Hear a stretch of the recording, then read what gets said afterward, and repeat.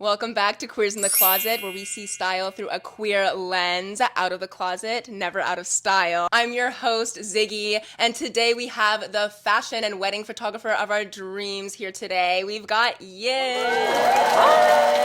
Hi, Yin. How you doing? I'm doing pretty good. Thank you so much for having me on your show. Thank you so much for being here. I am so excited to chat with you about fashion history, archives, personal style. How would you describe your style, and who are your biggest influences? I really do love a monochrome, but I'm trying to lean more into like a fairy core, kind of just like an ethereal vibes. For my fashion influences, well, definitely Yoji, CDG, but also I've really been loving Simone Rocha. Oh my Because it's just gosh. like everything coquette. It's just so cute. Yes. And I kind of really want to tap into that. Is that something that you've tapped into before with the kind of like fairy Yes. vibe? Yes. I feel like I would describe my fairy kind of like exploration more, and I hate using cores to describe stuff, but Dune core, I would Dune say. core, Just like a okay. bunch of neutrals, but with a lot of like lace and feminine like textures. I'm obsessed. And what is your favorite way to kind of play around with clothes and style? I love pinning it, and I use like safety pins and then just wrapped clothing around in a different way, just accentuating curves or making it so that the bottom layer can show out more. I love doing that. Okay, so a lot of layering as well with your pieces and with the pinning. What are your favorite pieces to layer with or to play around with pinning? Definitely this skirt, this black skirt that I thrifted from Value Village. Also, I got this scarf at a yard sale. I've been tying it around everything, and it just adds a kind of like a mystic charm to it, which I really enjoy. I love layering. I have a bunch of these like lace cardigans and see-through articles of like clothing that are like really dainty, and I just like pile them up. I'm obsessed. I love it. Thank you. For myself, I feel like the more I came into and like learned about my gender and like my queerness, I feel like I really came into my style more entirely. How has your style evolved or shifted through learning more about yourself and your identity? Oh, girl, I had a dark ass history beforehand. I feel like Let's hear about it. okay. I was never straight presenting, but when I was like a man, and I swear to God, I had the worst outfits ever. And then I started getting more into my femininity once I got into college. Yes. And love. then, but it was like very like basic Uniqlo fashion at first. Okay. And then When you were presenting more femme. still mask. Okay. When I was still mask, every single trans femme goes through a very awkward 1 year coming out like fashion kind of thing. It's the Amazon skirt for all the dolls. Like a little tennis Pretty skirt much, kind of exactly. vibe. Pretty Okay. much. I swear to God, every doll has one at some point in time. Mine I actually incorporated into an art piece. I tried a lot with like a really super femme stuff. It just ended up making me feel like a lot more dysphoric. I just started taking more hormones. Slowly, as I became more comfortable with my gender presentation, and as well as like more comfortable about my queerness and transness, it's allowed me to be like, okay, I want to appear more masked today, or I want to appear more androgynous, and it's like Yes. really allowed that freedom. Versus when I Yeah. first started transitioning, it was just like it's either like full mask or full femme, and Yeah. then there's like no in between. I feel like, I mean, we live in troubled times, girl. Yeah. But then I genuinely feel like my identity and my presentation has just been turned into this spectacle just every time I'm around. And then especially when I'm traveling, I'm just so acutely aware of perception. When I feel unsafe, it's like, okay, I more manage my appearance.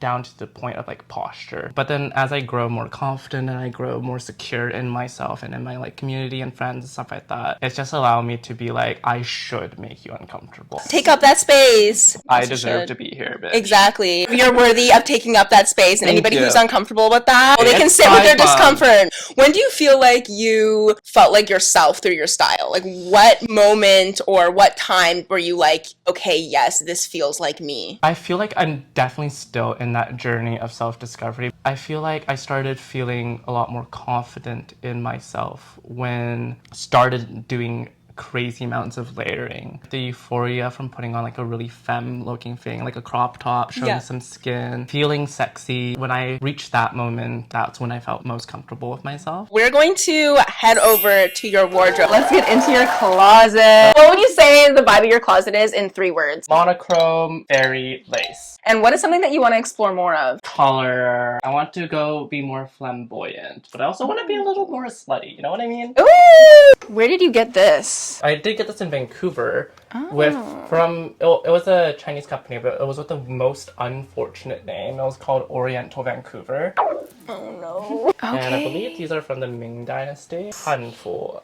like traditional wear. What would you say this piece says about your style? So this piece is by Evidence Doll, trans mask DJ artist in Vancouver, who I really admire. Shout out. I kind of like the grungy vibe, but I also kind of like the cuteness. There's like little bunny ears here. And this is the piece that you need to be wearing.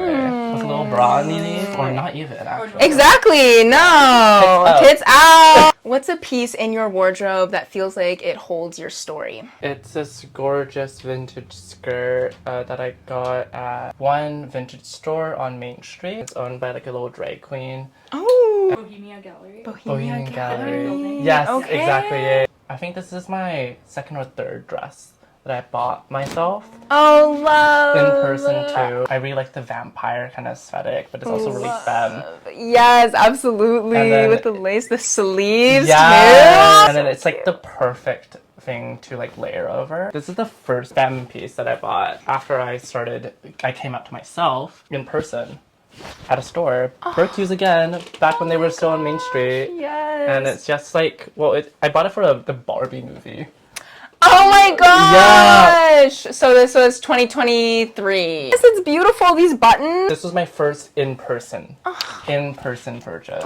And that's always a big step because, you know, the girlies, they buy online and steal like from their friends and stuff like, because it's scary, girl. It is scary. How was that? How did it feel to buy this piece? Amazing. Well, partially because, you know, Brooke is like queer and everything. Yeah, so it was like, go and try it on, girl. You will look gorgeous. This is at least like 3 months of therapy. I wouldn't wear it now, but I still hold on to it because it has a lot of like meaning. And absolutely. I'm all for holding on to pieces that have like meaning and are like sentimental in some way. Also, I'm just like a really big thing about like personal archives and stuff like that. Like I have all my film strips and everything like that just saved, all my photos, everything. Just like saving and having an article documentation of everything is always so important. Yes, absolutely. We're going to be talking about fashion archives because I know you got a lot of knowledge there. Let's dive into your astrological closet. Okay. You are a Libra Sun, Leo Moon, Scorpio Rising, and Venus. Yes. So I feel like the Libra is like kind of like romantic, maybe a little bit like whimsy and flirty, like cute but still very like put together. I feel like for the Libra, I think like lace, tulle, I feel like those are very Libra-esque to me. Even silk, honestly. Silk feels very Libra to me. Do you like silk? I have a lot of silk. You have a lot of silk? Yes. You have a lot of silk. It's that Libra energy. The Leo moon, I feel like that has you wanting to be kind of like magnetic and that like look at me boldness. Yes, exactly. And at the same time, I feel like your Scorpio is a bit of that like, it's still bold, but a little bit like hiding, like maybe a bit understated. It's like you don't really know me, but like, you know, like look at my outfit, you know, my outfit's really cute, like look at me, but also stay away. Yes, exactly. Unless, exactly. Dark, mysterious, and very intentional. Can sometimes even have like things that have like a spiritual or personal meaning to them. Do you have any items that you wear that are like very personal to you and like only you really know or understand that connection you have with it? I feel like I feel like a bunch of East Asian cultures have this. I feel like this is more of like a trans experience. I love these pants. It's I think this is the first pair of pants that I got that didn't give me dysphoria after I came out. Oh my gosh. Yes. Because it was just like, it made me feel so confident and it really made me feel safer to embrace more like masculine styles and outfits. And yeah, I got this in Tokyo. Thrifted, secondhand? Yes, I thrifted it. I know it was like $35. Wow. These are stunning. Obviously, you know, gender is like such a socially constructed thing. Of course. And then gendered clothing even more so. Yeah. But then when you're first coming out and you're like trying to go find yourself and your gender expression, some like for me personally, my experience was I was really scared of presenting masculine even a little bit. And then this one really allowed me to be like, okay, no, I'm safe. And it was like really nice. Oh, I love that. Oh, what a meaningful piece. Do you think that this piece speaks to your Libra sun, your Leo moon, or your Scorpio rising / Venus? It's lacy, it's classy, it's a little bit mysterious, and it makes the girls pop. And also has a little like rose detail. With the lace, I feel like that is very like Leo and Libra. It's dark, it's like you're kind of hiding, but it's also like, look at me, you know? Exactly. Yes. What's your favorite or go-to date piece or date outfit? I feel like every Libra has one. This little set here, it's just like a really flowy, fairy-like, very femme. Makes me feel very ethereal. I really love it. And I feel very confident in it. As a Leo moon, do you consider your hair as like an accessory? 100%. I feel like so many of my friends recognize me just by my hair. What's your most obnoxious wardrobe piece and what sign do you think it reflects? This is my most obnoxious piece. Not so much so that I feel like it's conventionally obnoxious or anything like that. It's just very bourgeoisie. And I'm like down with the bourgeoisie. I feel like in the way that you would style it though, with your like kind of like grungy vibe, like you could really, you know, to kind of like counter that. I feel like I would. I feel like I should just like, you know, spray paint it or something. Yeah, that would be so iconic. It is a very gorgeous piece. It is. I know. Yeah. Also, a lot of my friends really. Whenever I wear it, I feel like I'm about to talk stocks. I'll do one that might be like obnoxious, but I would say it's just cotton. It really reminded me of like a rose, and I don't know, it was giving Valentino. It does, yes, it literally is a rose. And it's just gorgeous. I love this. This is giving Leo moon to me. I can't afford this. This is the result of a bad financial decision. It would be so funny if my stomach just started. What piece do you feel most confident in? These two skirts right here. Yes. I love them. I've worn them with so many different outfits. They're just so, like, grungy, gothic, and they just work with so many of my pieces. Whenever I feel like it's a little bit boring, I just slap it on, throw in a scarf or something, and it instantly elevates it. And it just, like, these are two separate skirts. This dressing is all natural, by the way. I've stepped on it too many times, which is... It is time for closet confessions. Oh, hell no. Yeah, we're gonna hear Yin's hot takes and hear her out a little bit. Thrifting or curated secondhand? It really comes down to the purpose or what pieces I'm looking for. I don't particularly like vintage stores. I like consignment stores as an alternative because, like, low-key, they're the same price point. I usually go to consignment stores when I'm looking for, like, specific designer stuff or just, like, really crazy outfit. When I'm just looking for some, like, staples, I would definitely go to, like, a Value Village or, like, an SPCA thrift store. I thrifted this there. And then I screen printed it during a workshop for Palestine. This is a beautiful way to show how, like, as a visual artist, it shows up in your fashion and style. I found this, like, designer t-shirt. Got it for $3. It's like eBay for like 150. See? I'm like so much more for like thrift stores that it's like a sustainable thing. Consignment stores is like if you want to search for a specific like designer piece or designer. What is the most iconic like archive fashion piece? Whether like in history or that you have in your wardrobe? I feel like the Raf Simons, like that bomber jacket's like everywhere. Is that your like most iconic one in your opinion? No, I don't trend towards more street fashion. I like a little bit of drama and glare. Look that Zendaya had. Oh, yes. Iconic. I love it so much. That's beautiful. It's just so beautiful. And it just like It fit her so well. For all the anime fans out there, the Nana Heart Blazer, my favorite archive piece that I have. Yes. This is actually what launched me being obsessed with fashion, honestly. I eyed this for like 2 months. I waited for it to go on discount, literally called friend code just to reserve this. It was like a little like birthday gift for myself. And it was my first designer piece. It was really, really liberating. It's like I have a huge complex with like money and stuff like that, and I was just like, this is the first sign of me kind of like splurging on myself. Yes, and allowing yourself to actually like splurge on something that you really love and are connected to, and not feel guilty for that. Right, and it's like I've worn this so many times. I worn this for my graduation, a bunch of art openings. Is just really meaningful to me. Comme des Garçons. I love it. Yes. I think this is 2008 spring summer. What is an underrated fashion history fact? Michael Basquiat walked for Comme des Garçons back in... That is way too underrated because I had no idea. dapper in it. There's like ruched suit in the middle with a bunch of buttons and it was kind of popping up. Another one is a lot of really popular cuts can be traced back to the military. Okay, I didn't know that, but that does make sense to me. Like unfortunately, a lot of like really popular cuts. Ties apparently are from, there was like a mercenary group that wore these as like a little like symbol for themselves and just caught on in fashion. Interesting. Yeah. I'm gonna be thinking about that next time I wear a tie. Who am I representing? What's the tea on Vancouver Fashion Week?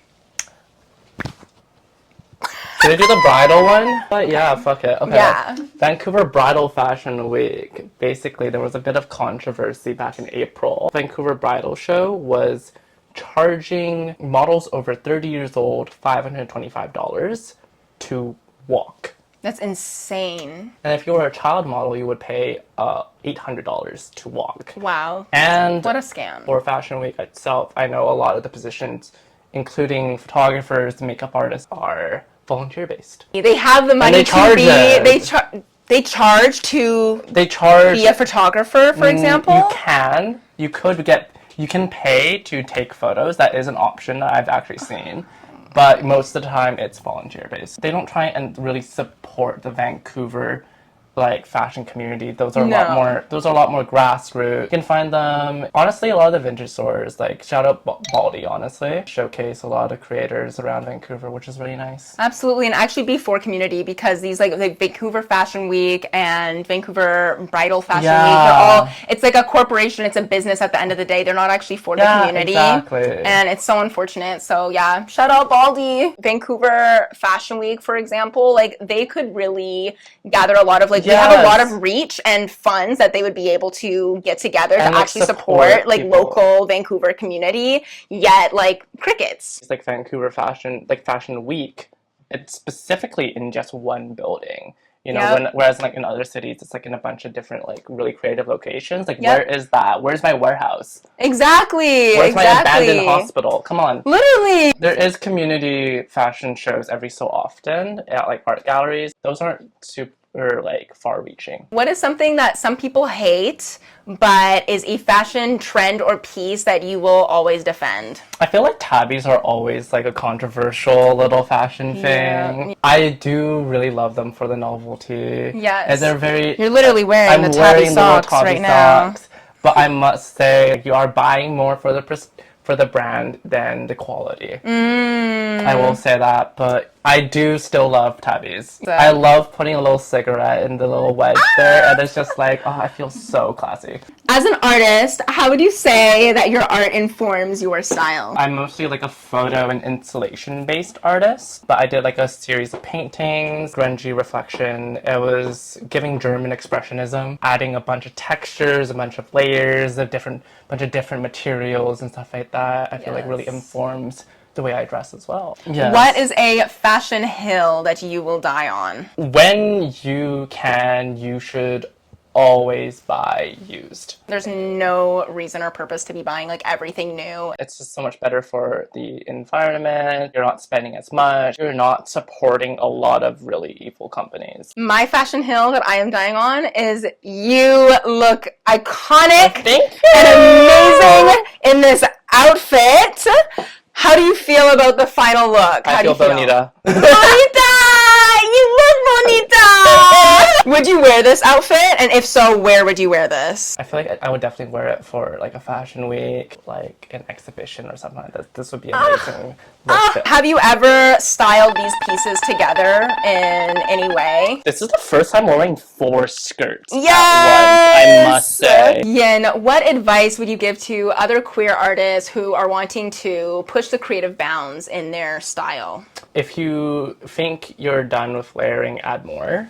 And then I feel like it's always so healing and so personal when you put on clothing with either your art on it or things that you've altered or just like done clips, like do like minor adjustments to that. Like a simple dress shirt can be put on so many different ways and it rip things to shreds. Period. And I will always take advice from a Libra. I feel like Libras give amazing advice, and I'm always taking it. That's it for Queers in the Closet. Thank you to the thrifty, witchy Yin for giving us all of the fashion tea, and also for letting us dive into her wardrobe. And where can everybody find you or book you if they want to hire you as a photographer or a visual artist? At Malta's Epiphanies. There we go. On Instagram? Yes, on Instagram. Thank you all for watching. You can watch full episodes on YouTube and Spotify. Please like, follow, subscribe, all of the things. Smash that like button.